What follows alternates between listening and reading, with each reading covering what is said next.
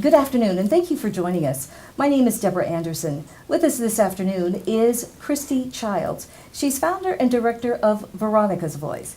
It's an agency that deals with victims, survivors of human trafficking. And it's a story that is personal, very personal, to Kristy. Good afternoon. Thank you for joining us. Thanks for having me. Absolutely. You have a story that needs to be told, that the world needs to hear, because your story will be effective in helping hundreds, thousands, millions of people in their journey through this process. So at the age of 12, Mm-hmm. you became involved in human trafficking. Can you tell us what happened? Well, I was running away from abuse in my home, and the system kept putting me back into that home. I recognized really to escape I was going to have to get out of the town I was from, so I began hitchhiking, and that's where it began. How did that begin? I was getting rides with truck drivers, and they made me feel obligated to perform sexual favors for them for rides, food, place to sleep. And this was a 24-year process for you. And you went into it vulnerable, and I could only imagine that the drama of being involved in that life for 24 years took its toll. Oh, absolutely. Towards the end, I became suicidal. I had a plan. Suicide was my escape. I couldn't find a way out. I was very isolated from society. The only interaction I had was with what we call tricks, or Johns, the customers, the police, and other people that were involved in the life. So I had no outside involvement or relationships, and I looked for places to turn to, but there was nowhere to turn.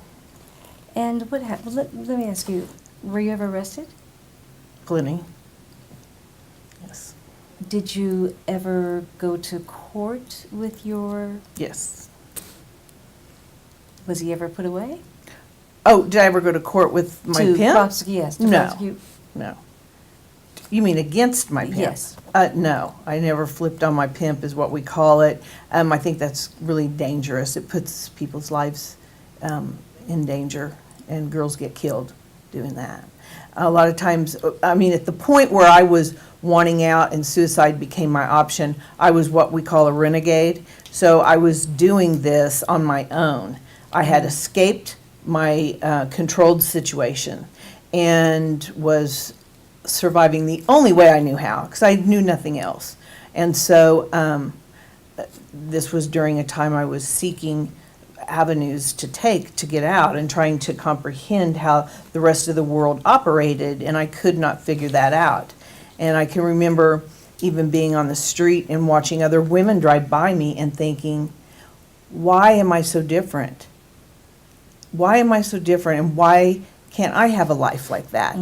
And at the time, I thought other women had their lives all together too, right? But as I got out and I have other relationships, I know everyone has their own struggles. Right.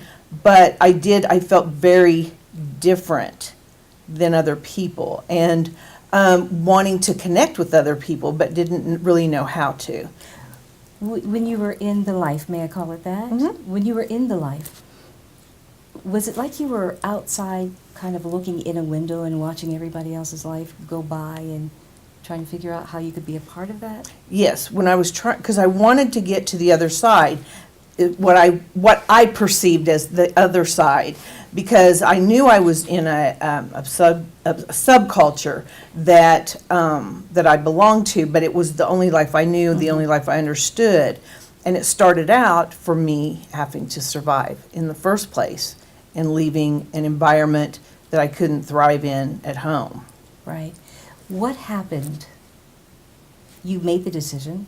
You wanted to get out. I'm sure this is not a life you wanted to be in the first place, even from the age of 12. It's not something you wanted to do. No. But what happened after all those many years? What was the catalyst to say, whatever it takes? That got me out? Yes. God. Because I had no other relationships. I my personal belief is that God had me in his hands the whole time. The whole time. Yeah. And through the darkness and through it all. And I ended up pregnant, and I was really tripping because I was like, I couldn't have a kid and bring a baby into this world. old were you? At this time I was 29. Okay. Yeah. And so I went to abort my child, and I went like several times, I just kept leaving. And the reason was my conscience had been raised into to understanding abortion in a different way. I had been made to have abortions before. I had even been in situations where maybe it seemed like I chose it, but I really had no other options. Right. But I really didn't understand it. It was always just a procedure that was explained to me. And so in this apartment complex where I lived with another girl who was in the life, she talked to me about abortion and what she knew about it. And I was like, oh my gosh, I never thought of it in this way. Right. And so I couldn't go through with it. So I left the doctor's office several times, and then I thought I was having a miscarriage, and I went to the Truman Medical Center, to the emergency room. And now I've got a plan to suicide, right? I've got a plan. And Even though you know you're pregnant. Yes, but I'm in darkness. Right. You know, I'm in this dark, Right. dark place in my life. And so I'm there, and they're going to do a procedure. But before they did, they wanted to see if there was a heartbeat. And the moment I heard my son's heartbeat, God spoke into my spirit, and he said, I'm bringing you out. Have your baby. I'm making a way.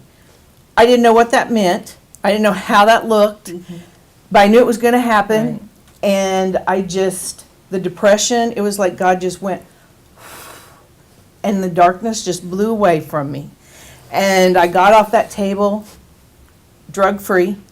My son's 24 now. I've never been to drug treatment.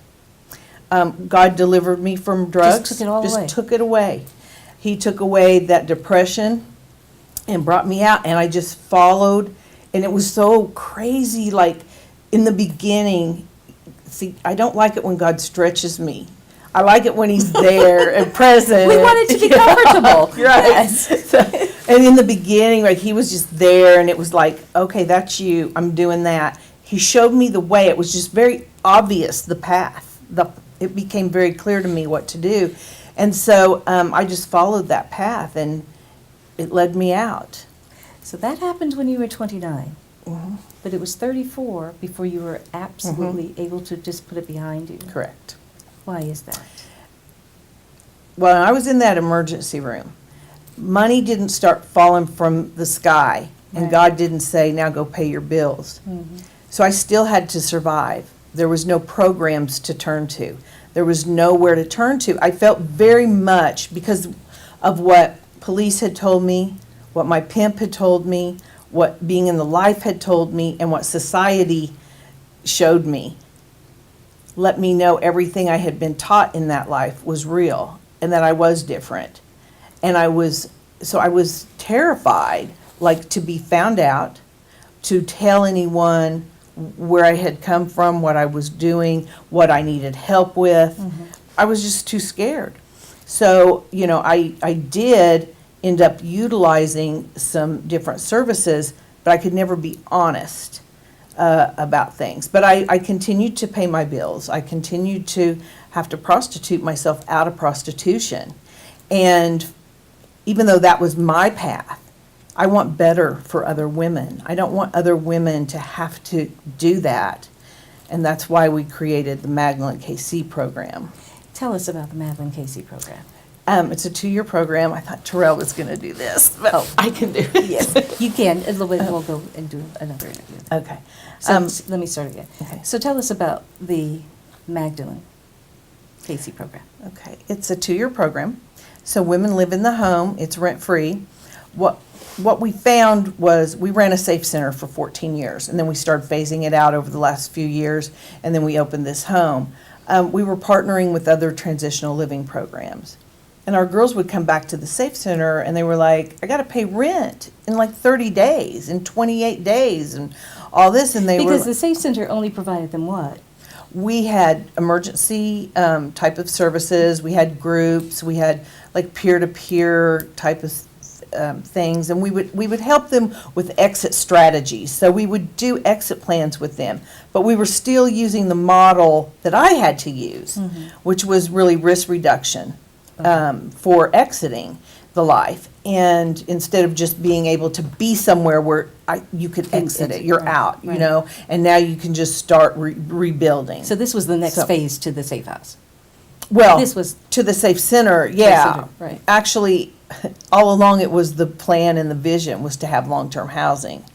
But the way it organically grew and the massive need, we just went into doing this Safe Center thing where we could make the connections with the women, and we were doing outreach, and you know, we just had so many women, and a lot of them just wanted to talk. They just needed to know there was a connection, but the need for them to have more was apparent.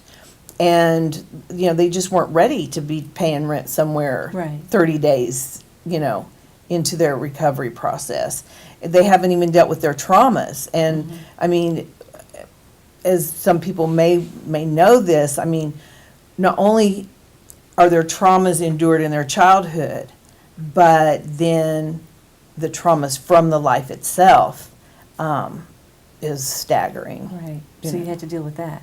So Magdalene House came about because you wanted to provide them a place where they could not have to worry about those 30-day rent notices. And so it provides what for the participants? Tell us about the Magdalene House. How many do you have in the house now? And we have one home. That home can take 5 women. The vision is to have 6 more homes, and to be able to provide for more women, and to grow a social enterprise where we can provide jobs. Some women have felonies. Some need extra supports. So we want to be able to provide that, and we want them to become economically independent and be able to provide for themselves where they never have to compromise themselves sexually to survive again. And how long has the home been open? Since December 16th, 2016. Wow. So brand new. Brand new. And how are your participants doing? They're great. They're great. How many do you have? 3 so far. We have one who started college this semester. So that's super exciting. She got a scholarship. I'm bragging. Good for you. Good for you. You're doing great work. This all falls under the umbrella of Veronica's Voice. Yes. Who's Veronica? Okay. When I came back to Kansas City in 1988, I was on the streets. And this is when street prostitution was the main vehicle for trafficking. Now it's happening online. A lot of it, the grooming process is happening online, as well as the actual activity and connections are happening online. So, so back in '88, I came back to Kansas City, and this little girl was out there, and she just kept following me around. Talk. She just liked to talk so much. And I didn't want to get involved because I knew she was a kid, and I didn't know who she was attached to, who she belonged to. And I had taken a beating out of Alaska, helping a 16-year-old get away from her pen. And I just didn't want to get involved. So, and I was about 24 at the time. So the more she just kept talking, like day after day, and she's following me, and she's just, oh my gosh, like 4'11", just, so I seemed really tall. But she just said something that just made me pause and go, that's me all over again. How many other women and girls do I know, have I known that have these similarities? Right. Because we never talked about real stuff.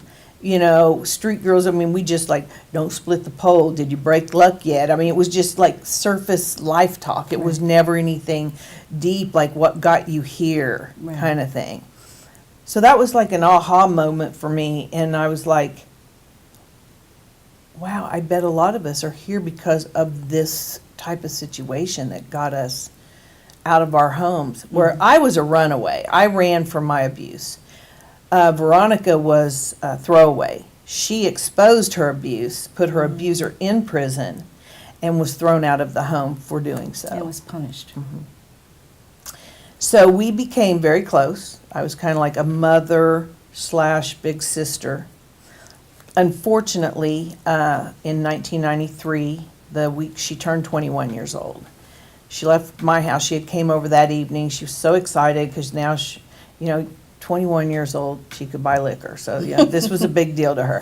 So she came over, and the plan was she was coming back to spend the night that night, and she never came back. And this is back when we had pagers, beepers, whatever. So I was calling her, and I started making excuses in my head as to why she wasn't back, and, you know, oh, well, she's 21, she got drunk, she got a hotel room, she's with some friends, blah, blah, blah, you know, she's passed it. I was just making up things to make myself feel okay, but I knew something was wrong. And that morning, 2 detectives came walking up my walk, and they had found a body. Do you know what happened? She had been strangled, and she was found in Penn Valley Park. She was your friend, your daughter, your sister. Yeah. And so Veronica's voice is in honor of her. And why voice? Because why Veronica's voice? There is a story behind that.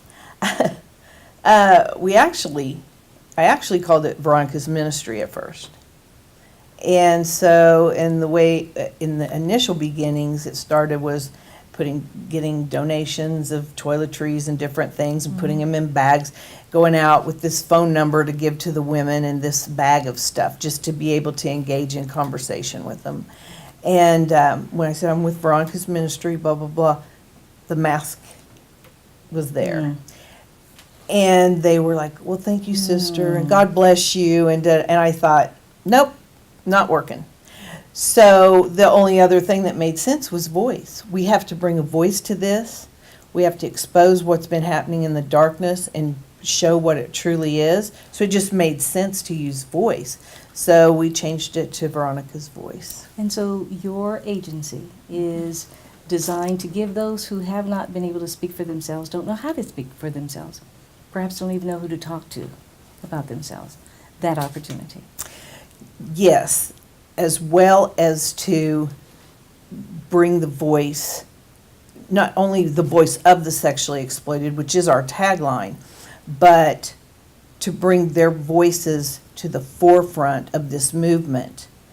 And so we want to see that happen because the movement needs to have more survivor input and more, you know, because we see things from a different angle than other people because we've been there, we've lived it. Well, I know a lot of, just for instance, a lot of focus is put on getting the pimps. There's a study done out of Chicago on pimps. Pimps come from backgrounds like we come from, the survivors. It was a small sample of 25 pimps that was taken. So there's not a lot of information. I mean, not like a big sample. Right. More work would need to be done there. But what we do know is that the average woman, girl in prostitution